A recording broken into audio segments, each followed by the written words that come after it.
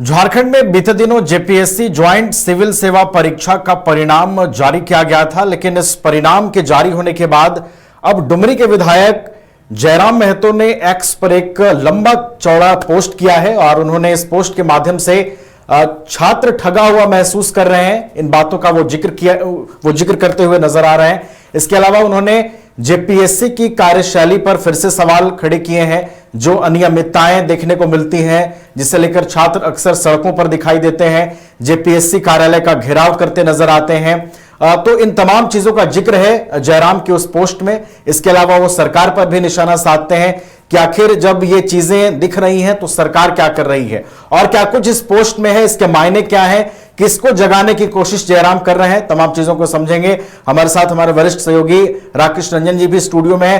रंजन जी, जयराम का ये जो पोस्ट है, जेपीएससी 14वीं जो ज्वाइंट सिविल सेवा परीक्षा का रिजल्ट आया है उससे रिलेटेड है और कई गंभीर बातें जयराम इसमें लिखते हैं। क्या मायने इसके समझे जाएं?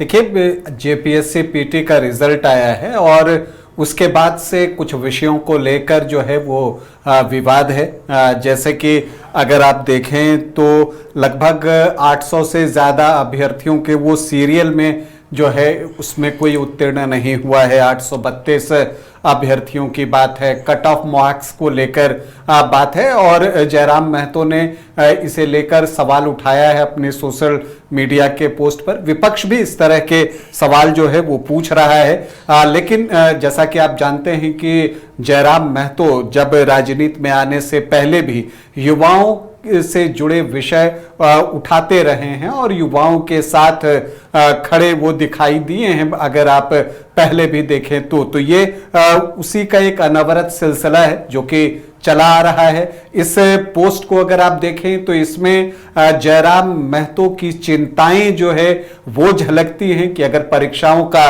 ये हाल है तो क्या होगा युवाओं का।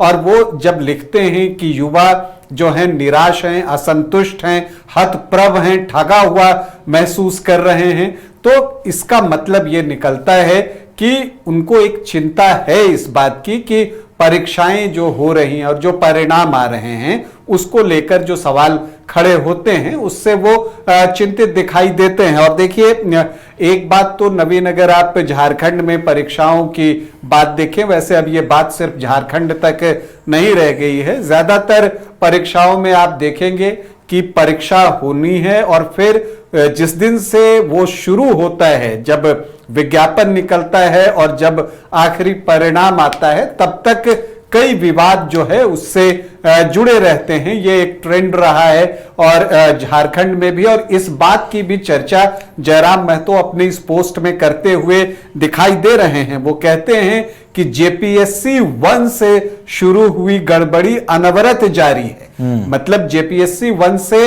ही इस तरह की चर्चाएं जो है वो रहती थी कि कुछ ना कुछ गड़बड़ी हो रही है। उन्होंने लिखा कि जेपीएससी 1 से शुरू हुई गड़बड़ी, अनियमितताओं और विवादों का सिलसिला अनवरत जारी है। और एक और सवाल उन्होंने एजेंसी को लेकर किया है कि राज्य सरकार बार बार बाहरी एजेंसियों पर ही क्यों निर्भर रहती हैं। ये एक उनका सवाल है कि जो हम एजेंसी का चयन करते हैं तो क्यों नहीं वो झारखंड की एजेंसी हो।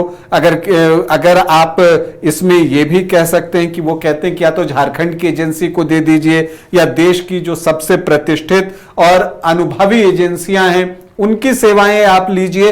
ये बातें भी जयराम महतो कहते हुए सुनाई देते हैं और दिखाई देते हैं इस पोस्ट में। उन्होंने कहा कि झारखंड की ही सक्षम एजेंसियों को प्राथमिकता दी जा सकती है। ये बातें भी जयराम महतो ने कही हैं। उन्होंने आगे इसमें लिखा है कि झारखंड अपनी स्वयं की मजबूत एग्जामिनेशन इंफ्रास्ट्रक्चर, परीक्षा के लिए जो इंफ्रास्ट्रक्चर है उसको विकसित करे। ऐसा नहीं है कि उन्होंने सिर्फ इस पोस्ट के जरिए सरकार या आयोग पर सवाल उठाया है, वो यहां पर सुझाव देते हुए भी दिखते हैं कि वो कहते हैं कि झारखंड को अपना एक एग्जामिनेशन इंफ्रास्ट्रक्चर जो है वो डेवलप करना चाहिए ताकि ऐसी जो इंपॉर्टेंट कॉम्पिटिटिव एग्जामिनेशंस का जो संचालन होता है वो अधिक पारदर्शी हो, विश्वसनीय हो और सबसे खास की जवाबदेह भी हो। तो इन बातों को लिखते हुए जयराम महतो दिखते हैं। इतने महत्वपूर्ण कार्य के लिए इतने ढुलमुल रवैया सरकार की उदासीनता को दर्शाता है। यहां पर आकर वो अपने पोस्ट में जो है सरकार को घेरते हैं और कहते हैं कि ये जो ढुलमुल रवैया है और हर बार जो ऐसी चीजें हो रही हैं तो वो सरकार को भी घेरते हैं। और चूंकि जब वो जेपीएससी 1 से बात करते हैं और ये जेपीएससी 14 है, तो अगर आप देखिए तो वो सभी सरकारों को घेरते हुए जो है वो नजर आते हैं। उन्होंने एक और सुझाव दिया है कि सरकार रोल नंबर के साथ छात्र का नाम और उनके पिता का नाम जारी करे ताकि आम जनता भी जान सके कि छात्र जेपीएससी में सफल होने लायक था या नहीं।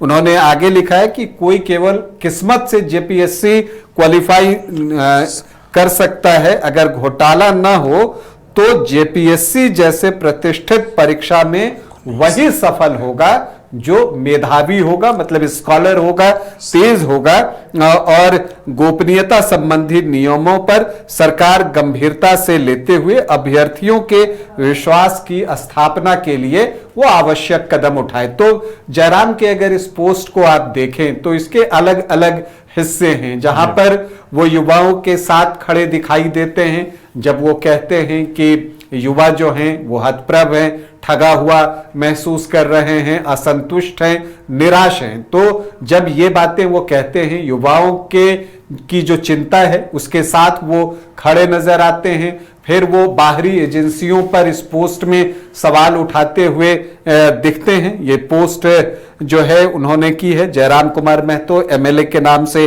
जो उनका पेज है एक्स पर उसमें। और फिर जो है वो सरकार को भी घेरते हैं और तमाम सरकारों को घेरते हैं जिन्होंने कि झारखंड में राज किया है झारखंड बनने के बाद, क्योंकि वो जेपीएससी 1 से बात करते हैं कि ये हर परीक्षा में एक ट्रेंड सा हो गया है कि हर बार हमें सुनाई देता है कि कुछ गड़बड़ी हुई है और कुछ अनियमितताएं हुई हैं।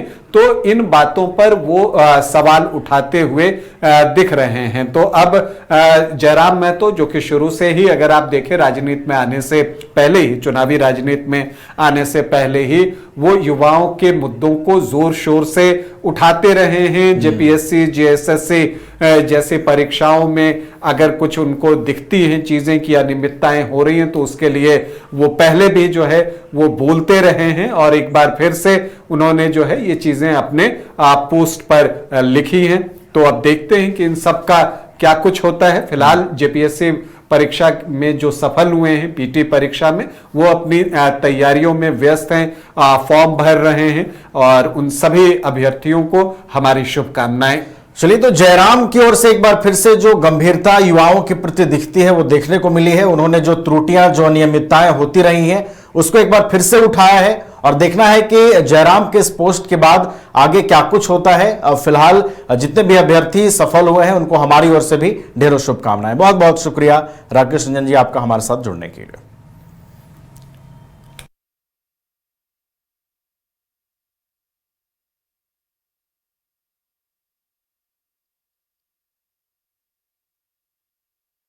घर रहने का मकान भर नहीं, ये खुशियों की तिजोरी है। दरवाजे पर दस्तक देता पड़ोस, खिड़कियों से उमड़ आता आसमां, तारों में उलझी ऐसी ना जाने कितनी दास्तां। कहती हैं चले डायमंड सिटी, एक सफर हम सफर के साथ अपने घर तक। Diamond city, life long bonding, 500 से ज्यादा खुशहाल डायमंड परिवार। जल्दी करें, सिर्फ 200 फ्लैट बाकी। आज ही बुक करें अपना आशियाना।